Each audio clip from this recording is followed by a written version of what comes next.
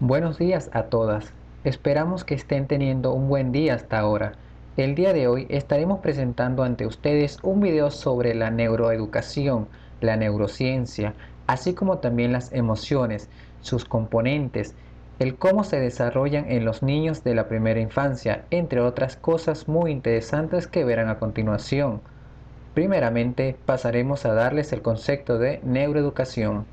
Según Caicedo López, la neuroeducación es una disciplina en donde se propone combinar aportes de la neurociencia, la psicología, la ciencia cognitiva y la educación.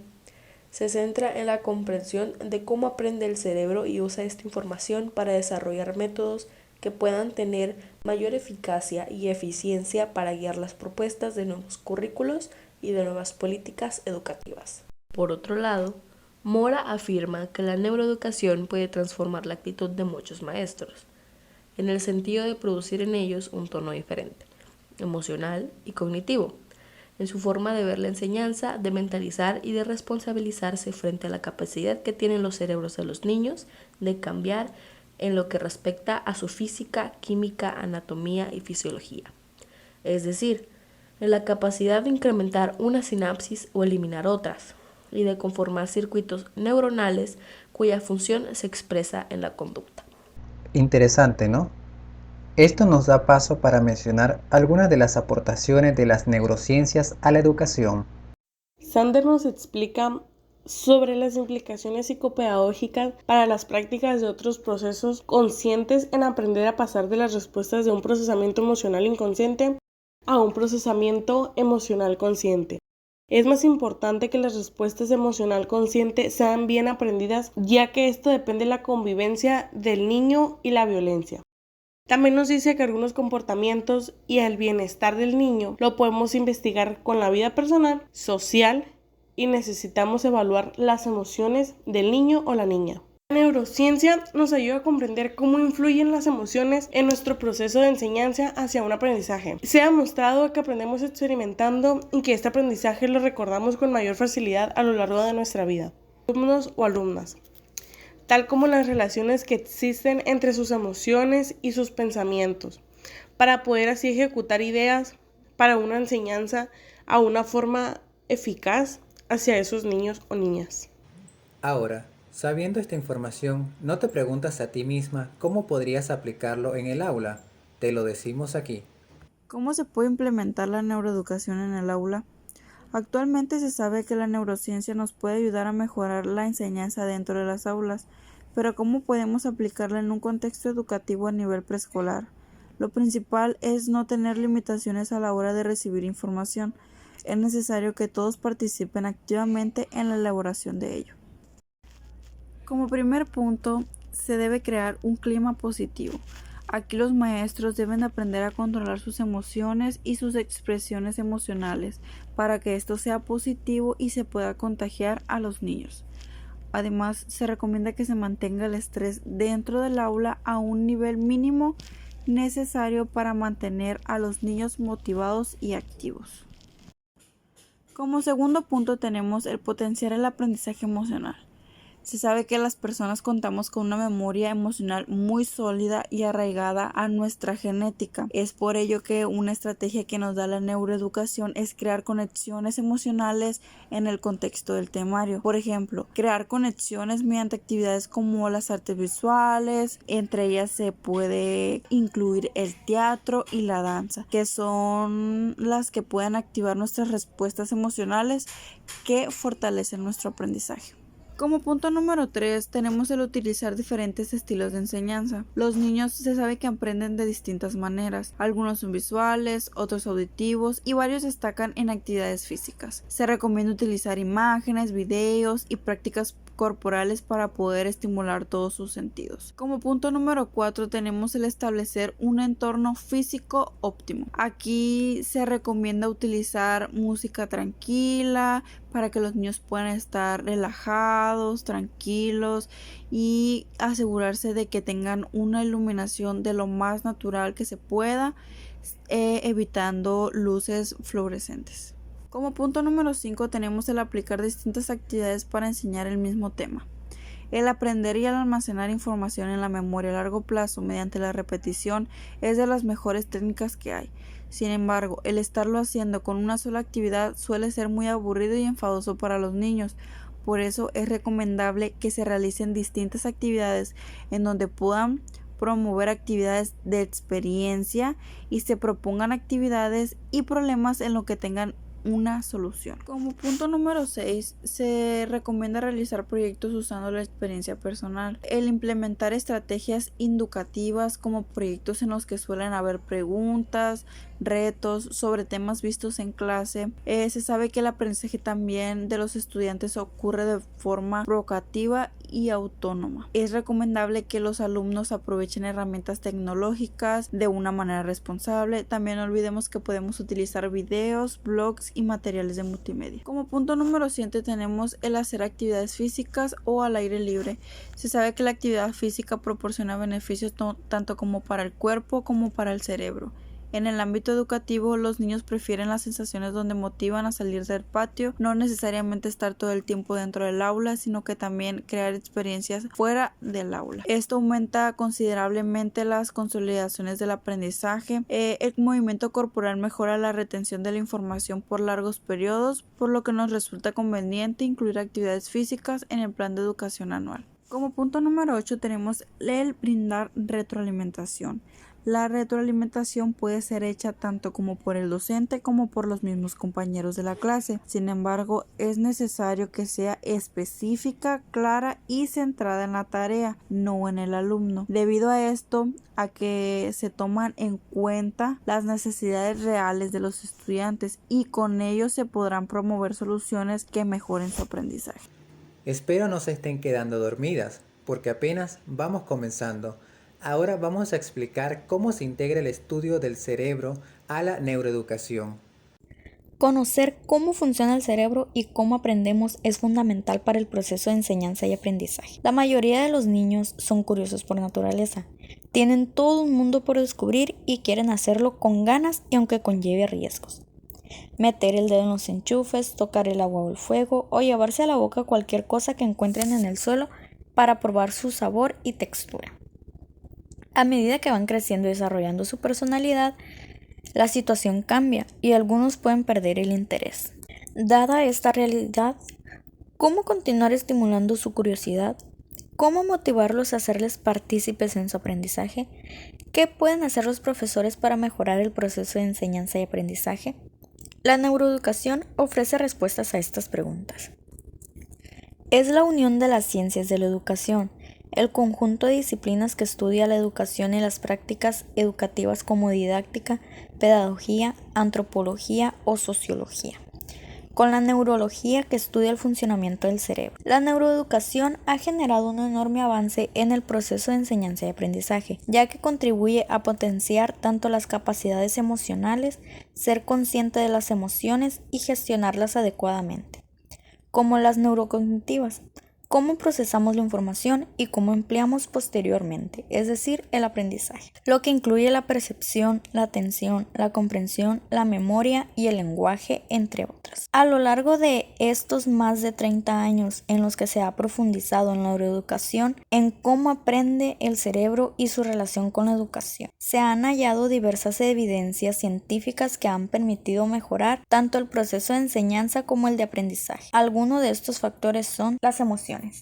Ya sea agradables o desagradables, todas influyen en el proceso de aprendizaje. Plasticidad cerebral y neurogénesis. Haciendo una metáfora, el cerebro es como una plastilina, ya que tiene una gran capacidad de adaptación durante toda la vida. Genética y experiencia. El debate sobre qué es más determinante en el ser humano, lo innato o lo aprendido, ha sido intenso a lo largo de los siglos. En la actualidad, la mayoría de los expertos coincide en que ambos son fundamentales en el aprendizaje y en la evolución del propio ser humano. Jugamos, sea libre o estructurado, el juego es clave en el aprendizaje, como numerosos estudios han demostrado. Neuronas espejo. Son el grupo de células cerebrales que se activan cuando realizamos una acción concreta o cuando observamos a alguien hacer algo. Trastornos de aprendizaje. La neuroeducación es fundamental en diferentes áreas, pero en este ámbito, el concreto todavía lo es más. ya que permite proporcionar un apoyo personalizado a cada alumno. Ahora, diremos brevemente los antecedentes, disciplinas, áreas y ciencias que abonan la neurociencia. Antecedentes, disciplinas, áreas y ciencias que abonan a la neurociencia. Se dice que así como las personas tienen la capacidad de pensar, los animales también lo hacen. Un ejemplo claro es cuidar las crías. Todos los animales cuidan y educan en sus crías, como también lo hacen las personas. Las personas hacen con el instinto de aprender y de adquirir nuevos conocimientos de nuestro entorno. Por eso los bebés observan todos los objetos con unos ojos muy abiertos. Las personas somos la especie más social que existe y solo el organismo que tiene un cerebro más complejo y desarrollado, especialmente en el lenguaje, empatía, entre otros más. Hablaremos de un punto muy importante, la educación. La educación favorece la adaptación de nuestro descendiente. No solo educamos en la adaptación, también educamos y deberíamos educar en el cambio y en la transformación.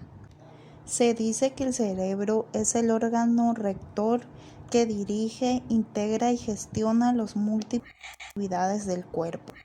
El cerebro es también el órgano que nos permite adaptarnos al ambiente a través de los comportamientos del humano y especie.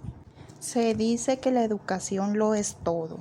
Según educación es ayudar a alguien a desarrollar facultades físicas, morales e intelectuales.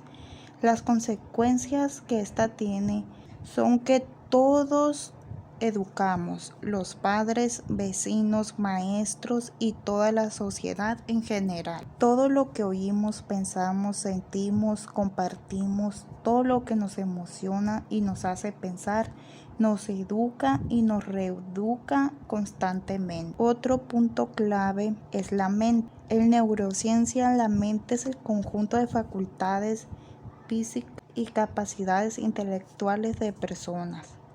Partes del cerebro que son importantes para las personas. Tálamo, atención y la conciencia. Hipocampo, gestión de memoria. Amígdala, generación de emociones. Hipótala, vínculo entre el sistema nervioso. Corteza frontal, controla emociones y muchas cosas más. Ahora, comenzaremos con una serie de temas que ya hemos escuchado antes, pero no está de más tener algo de retroalimentación. Esto es el desarrollo emocional de los infantes de 0 a 7 años. Como siguiente punto, hablaremos sobre el desarrollo emocional de los infantes de 0 a 7 años. Primero que nada, ¿qué es el desarrollo emocional? En la escuela nos enseñan que el desarrollo emocional es como ese conjunto de conductas que una persona va adquiriendo mediante va creciendo con las experiencias y las interacciones que tiene. También sabemos que cuando el niño está chiquito tiene la mente más abierta, es más fácil de que entre en conocimientos y es importante también que aprovechemos ese momento. Punto clave. Debemos saber que suele estar en 3 partes. Número 1. Cuando el niño está pequeño, aprende a jugar con las personas. Empieza como a distinguir las caras de sus familiares, a quienes conoce. También empieza como a querer decir sus primeras palabras. Segundo punto, pero no menos importante.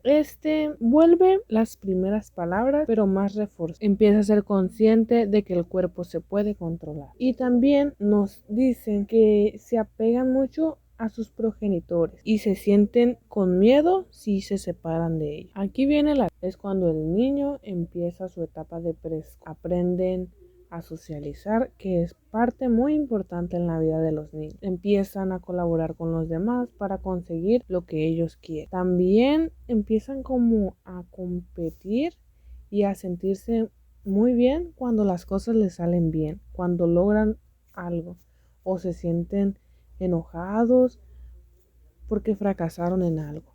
Ahora, describiremos cómo influye el desarrollo emocional al aprendizaje en la primera infancia. Describir cómo influye el desarrollo emocional al aprendizaje en la primera infancia. Uno de los principales beneficios al trabajar las emociones en el aprendizaje es que éstas permiten recordar los contenidos a largo plazo sin que requiera un gran esfuerzo. Entre otros beneficios encontraremos que aumenta la participación y motivación en el aula y por tanto mejora el rendimiento del estudiante. Por otro lado, cuando se trabaja de inteligencia emocional, se desarrollan ciertas habilidades útiles para el futuro del estudiante, como por ejemplo saber gestionar y afrontar los problemas que puedan surgir en el futuro tanto profesional como personal. Dicho esto, ahora tenemos la clasificación, función y estructura de las emociones. Clasificación de las emociones. Es algo bastante extenso. Podemos encontrar emociones positivas como la alegría, el amor y la felicidad. Emociones negativas como el miedo, la ira, la tristeza, el asco y la ansiedad. Emociones ambiguas como la sorpresa, la compasión y la esperanza. Emociones sociales como la vergüenza, la timidez, los celos, la culpabilidad y la envidia. Emociones estéticas, las que se experimentan ante las obras de arte y la belleza. Función de las emociones. Cada una de ellas tiene una función determinada, pero en general las emociones tienen 3 funciones. La función adaptiva. Esta dice que en la vida tienes una forma de reaccionar ante el placer y otra ante el dolor. Un ejemplo sería la alegría. Tiene una función adaptiva. La sorpresa de exploración y la calma de conexión. Función motivacional. Las emociones nos motivan, pues predisponen a la acción, nos dirigen a un determinado objetivo y aumentan la intensidad. Algunos autores consideran las emociones como sistemas motivacionales primarios. Y por última, función social o comunicativa. La expresión de las emociones permite predecir a las demás personas el comportamiento que vamos a desarrollar y a nosotros el suyo, lo que tiene una indudable valor la relación interpersonales y para la adaptación al entorno social. Estructura de las emociones. Se refiere a cómo se organizan y cómo se clasifican las emociones. Estos son aspectos que hay que saber al momento de clasificar las emociones. Especificidad. Clasifica la emoción y permite asignarle un nombre que la diferencia de las demás. Intensidad. Se refiere a la fuerza con que se experimenta una emoción, la cual permite asignarle un nombre que la distinga de las demás dentro de su misma familia. Y por último está temporalidad. Es la dimensión temporal de las emociones. Las emociones agudas suelen tener una duración muy breve, pero hay estados emocionales que pueden prolongarse durante meses. Vamos por algo un poco más complejo, los componentes filosóficos de las emociones, el sistema límbico y la amígdala. Ahora les voy a hablar un poco de los componentes filosóficos de las emociones. El componente filosófico de las emociones son aquellos cambios que se desarrollan en el funcionamiento del sistema nervioso central, debido a que están relacionados con los procesos cognitivos que decodifican la información que recibe el organismo y los estados emocionales que se generan. Los componentes filosóficos son procesos involuntarios, como la respiración, la presión sanguínea, el tono muscular y las secreciones hormonales, que involucran cambios en las actividades de los sistemas nerviosos y endocrino. Desde las perspectivas más actuales, las emociones son respuestas a estímulos significativos que constan de 3 componentes, que vienen siendo neurofisiológico, el bioquímico, motor o el conductual y cognitivo. El siguiente subtema que quiero abordar es de el sistema límbico y la amígdala. La amígdala forma parte del sistema límbico. Su principal función es el procesamiento y almacenamiento de reacciones emocionales, fundamentales para la supervivencia del individuo. El sistema límbico del cerebro consiste en un grupo de estructuras que dirigen las emociones y el comportamiento.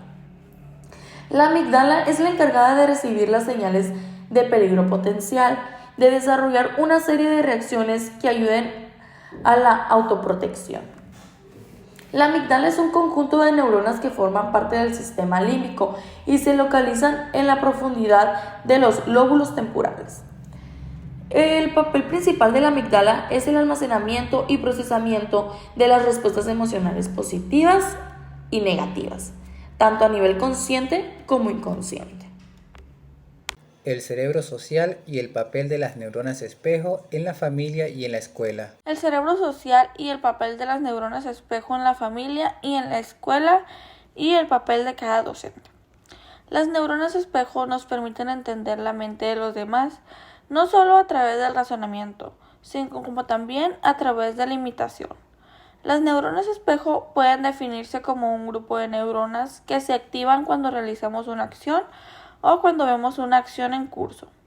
Los sistemas de neuronas espejo posibilitan el aprendizaje por imitación, como el sonreír, caminar, jugar, bailar, hablar, bostezar, pena ajena, la alegría, el intercambio complejo de ideas y prácticas que llamamos cultura o moda. Las neuronas espejo actúan de manera automática, permitiendo una mayor comprensión de las intenciones y emociones de los demás. Es por esto por lo que los estudiantes detectan si al profesor le entusiasma lo que imparte o no, y actúan en consecuencia. El cerebro social es el conjunto de procesos cerebrales que nos permiten interactuar con los demás, poder comprender sus emociones y sus pensamientos. Las neuronas espejo son uno de los mecanismos fundamentales del cerebro social. En cuanto al papel de los docentes, estos pueden fomentar la empatía y la comprensión en los estudiantes a través de actividades que involucran la colaboración y el trabajo en equipo. Ya estamos llegando al final.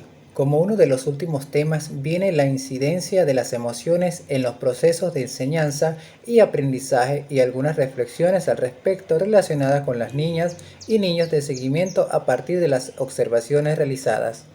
La incidencia de las emociones en los procesos de enseñanza y aprendizaje y algunas reflexiones al respecto relacionadas con las niñas y niños de seguimiento a partir de las observaciones realizadas. Bueno, este es mi tema principal y mi tema va acorde a las diferentes etapas de la educación en donde los alumnos atraviesan distintas emociones en el aula de clases, en la que también el docente cuenta con estrategias pedagógicas que le permiten al estudiante obtener aprendizajes emocionales a lo largo de su paso por la escuela. Aquí también los estudiantes pueden ir desarrollando la importancia de tener buena actitud a lo largo de su proceso educativo, ya que esto les permitirá tener mejor disposición al aprendizaje. Como preguntas principales, acorde al tema, tenemos como primer pregunta de qué manera, cómo influyen las emociones en los procesos de enseñanza y aprendizaje. Bueno, uno de los principales beneficios al trabajar las emociones en el aprendizaje es que éstas permiten recordar los contenidos a largo plazo, sin que se requiera un gran o mayor esfuerzo. Entre otros beneficios encontramos que aumenta la participación y motivación en el aula y por lo tanto mejora el rendimiento del estudiante. También pueden estimular la actividad de las redes neuronales, reforzando lo que son las conexiones sinápticas, que esto influye en la atención, la motivación, el uso de estrategias de aprendizaje y la autorregulación del aprendizaje. Otra de las preguntas principales, y ya para finalizar el tema, es ¿cuáles son las emociones que favorecen el aprendizaje? Bueno, como emociones favorables para el aprendizaje se consideraron 4, que son interés, entusiasmo, alegría y satisfacción. También hay otras desfavorables que también se tomaron en cuenta, que son la rabia, la impotencia, la inseguridad. Y una de las emociones también desfavorables, que ya es por último, sería el miedo. Para finalizar, se mostrarán 2 herramientas esenciales para nuestra formación profesional y personal. El diario emocional es una herramienta que puede ayudar a desarrollar la inteligencia emocional en la vida profesional. La inteligencia emocional es la habilidad de reconocer, regular y comprender las emociones tanto en ti mismo como en los demás. También la inteligencia emocional alta te ayuda a conectar con otras personas, forjar relaciones empáticas, comunicar de manera efectiva y resolver conflictos y expresar tus propios sentimientos. El diario emocional es una herramienta que te permite reflexionar sobre tus emociones y pensamientos. Al escribir sobre tus experiencias y sentimientos puedes identificar patrones y tendencias en tu comportamiento y emociones. Esto puede ayudarte a comprender mejor tus propias emociones y la de los demás. También es importante tener en cuenta que el diario emocional no es una solución mágica para desarrollar la inteligencia emocional. Esto solamente es una herramienta que puede ayudarte a reflexionar sobre tus emociones y pensamientos. Para desarrollar realmente la inteligencia emocional, debes de trabajar en tu capacidad para reconocer y regular tus propias emociones, así como las demás. La importancia de llevar un diario emocional, pues es una herramienta útil para desarrollar nuestra inteligencia emocional, es llevar un diario. Esto nos permite conocer cómo nos hemos sentido a lo largo del tiempo y analizar tendencias, así como reflexionar sobre nuestros comportamientos y actitudes que hemos tenido. ¿Cuáles son las herramientas para desarrollar la inteligencia emocional? Consiste en analizar la capacidad de conocimiento que cada individuo tiene de sí mismo, con el fin de establecer el contacto con nuestros propios sentimientos y poderlos diferenciar entre ellos con el objetivo de orientar nuestra conducta a lo que necesitamos y deseamos. ¿Cómo influye la inteligencia emocional en el desarrollo profesional? La inteligencia emocional es sin duda una de las habilidades comunicativas que un buen líder debe manejar. Diseño y aplicación de instrumentos de observación directa e indirecta. La observación es una técnica que consiste en observar atentamente el fenómeno, hecho o caso, formar información registrada para su posterior de análisis. También la investigación es un elemento fundamental de todo proceso investigativo. En ella se apoya el investigador para obtener el mayor número de datos. La observación directa. La observación directa, cuando el investigador se pone en contacto personalmente con el hecho o fenómeno que trata de investigar. Es un método de recolección de datos que consiste en observar al objeto de estudio dentro de una situación particular. Esto se hace sin intervenir ni alterar el ambiente en el que el objeto se desenvuelve. De lo contrario, los datos obtenidos no serían válidos. Es recomendable recurrir a la observación directa cuando lo que se desea es evaluar el comportamiento por un periodo de tiempo continuo. ¿Cuándo se emplea la observación directa? La observación directa se emplea cuando se desea estudiar el comportamiento de una persona o de un grupo de personas en una situación determinada. En ocasiones, la situación es natural y es el observador quien se introduce en el ambiente de observado. La observación indirecta es indirecta cuando el investigador entra en conocimiento del hecho o fenómeno observado a través de las observaciones realizadas anteriormente por otra persona. Es porque esto se llama indirecta, ya que quienes investiga no estudia el fenómeno por sí mismo, sino que se conforma con las impresiones derivadas de fuentes secundarias. Una de las principales ventajas de la observación indirecta es que el investigador puede analizar los datos de otros observadores a la luz de las situaciones contemporáneas. Se pueden analizar hechos que están lejos física o temporalmente del investigador. Una de las desventajas de la observación indirecta es que pueden suceder que la información en torno al fenómeno que se desea estudiar sea escasa. Esto representaría un factor limitante para el investigador. Cuando se observa un fenómeno de manera indirecta, se es muy independiente de los trabajos de otros investigadores. Muy bien, hemos llegado al fin de este bonito video. Espero que haya sido de su agrado y tengan una excelente semana.